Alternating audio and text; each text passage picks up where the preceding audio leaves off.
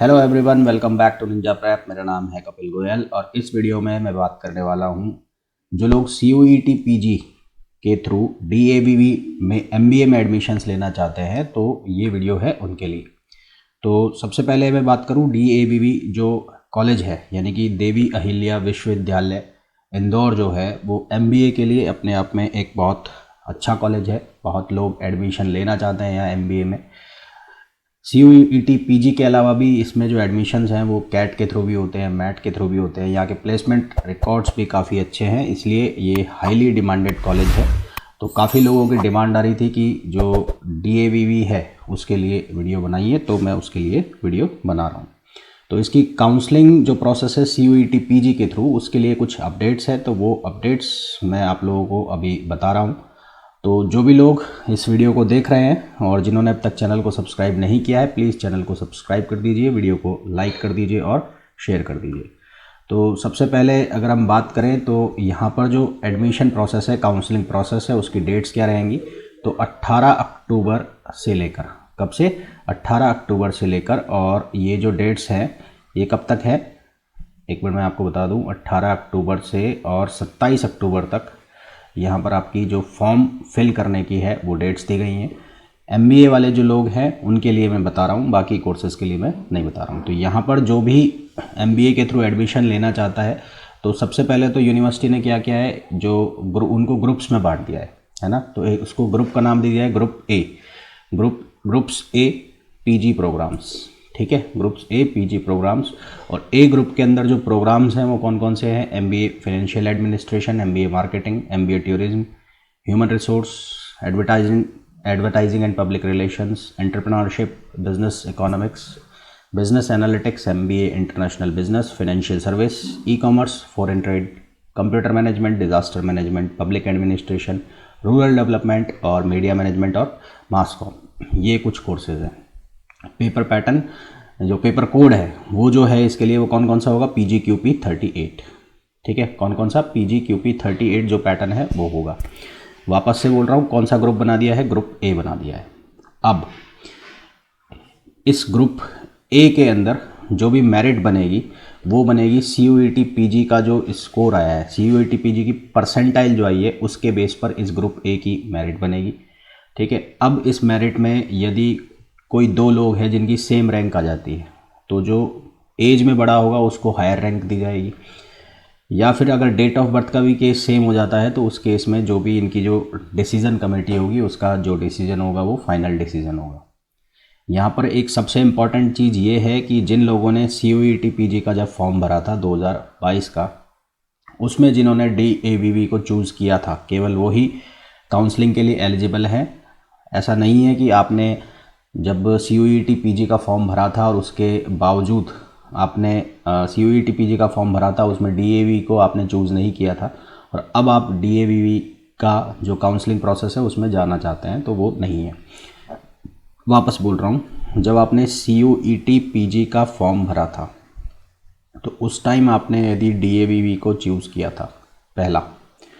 Second, जब आपका correction window open हुआ था, तो करेक्शन विंडो ओपन होने के टाइम भी अगर आपने DAVV को चूज़ किया होगा तो आप एलिजिबल होंगे अभी काउंसलिंग प्रोसेस के अंदर आने के लिए।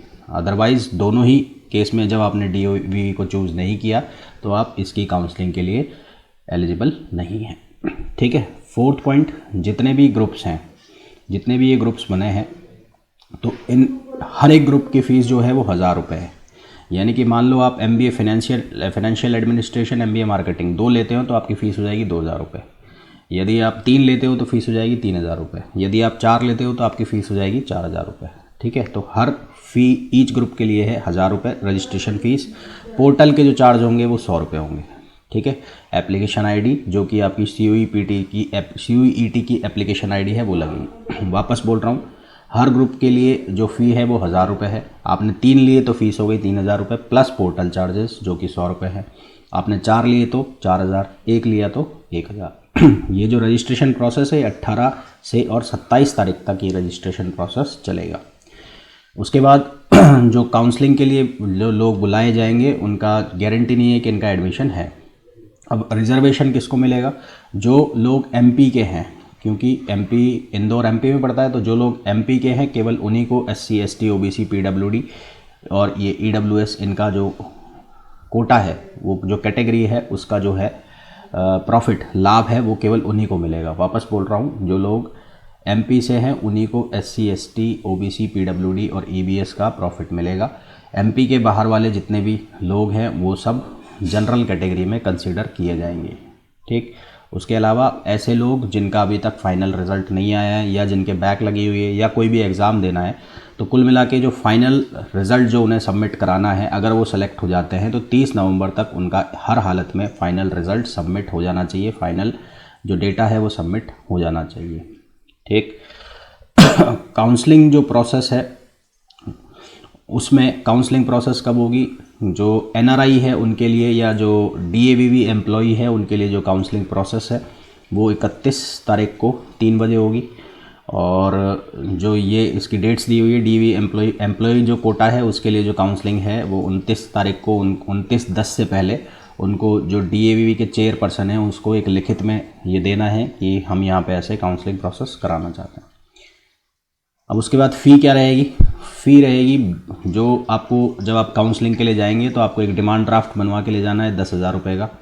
किसके फेवर में, registrar self finance others DAV Indore, इसके फेवर में एक रजिस्ट्रार वो डिमांड ड्राफ्ट बनवा के ले जाना है। जो भी रिक्वायर्ड डॉक्यूमेंट होंगे उनको लेकर काउंसलिंग में अपेयर होना है। विदाउट डिमांड ड्राफ्ट और विदाउट रिक्वायर्ड डॉक्यूमेंट्स के आप काउंसलिंग में अलाउ नहीं होंगे। ठीक है, उसके बाद कैंसिलेशन का जो भी है, कैंसिलेशन का यहाँ पे दिया हुआ है। कैंसिलेशन, अगर आपको एडमिशन कैंसिल कराना है तो आपको लिख के देना पड़ेगा कि आपका एडमिशन कैंसिल करवा रहे हैं, और ये सब 30 नवंबर के पहले पहले हो जाना चाहिए। ठीक है, 1,000 रुपये उसके फ़िक्स कर लिए जाएंगे, उसके अलावा फिर उसको बाकी रिफ़ंड कर दिया जाए। कौन कौन से प्रोग्राम्स हैं और उनकी, ये सारे प्रोग्राम्स जो ऑलरेडी हम डिस्कस कर चुके हैं, ये प्रोग्राम्स आप देख लेना, डीएवी की साइट पर भी मिल जाएंगे आपको। ये एमबीए के जितने भी प्रोग्राम्स हैं वो सारे के सारे प्रोग्राम्स दिए हुए हैं। फिर इम्पॉर्टेंट पॉइंट्स अबाउट फीस, तो caution money for every programme, हर प्रोग्राम के लिए कॉशन मनी 4,000 रुपये uniformly will be charged at the time of admission. ठीक है, जो कि रिफंडेबल होगी caution money. Sum of 500 rupees shall be charge toward alumni fees, 500 रुपये एलुमनी फ़ीस के चार्ज किए जाएंगे। बाकी ये फ़ीस वगैरह के फ़ीस के कंपोनेंट लिखे हुए हैं, ये आप चेक कर सकते हैं, यहाँ पर मिल जाएंगे आपको। इंडियन नेशनल्स के लिए जो कॉशन मनी 4,000 रुपये, एलुमनी फ़ीस 500 रुपये होगी। क्या क्या लेके जाना है जब आप काउंसलिंग के लिए जाएंगे, तो डिमांड ड्राफ्ट ये सभी के लिए, चाहे वो एससी से हो, चाहे एसटी से हो, चाहे ओबीसी से हो, चाहे वो पीडब्ल्यूडी हो, चाहे जेके डोमिसाइल हो, कोई सी भी हो, सबको लेके जाना है। डिमांड ड्राफ्ट 10,000 रुपये का, किस फेवर में, registrar self finance others DAVV Indore. NTA की जो मार्कशीट आई थी आपकी सीयूईटी पीजी की, वो लेके जानी है।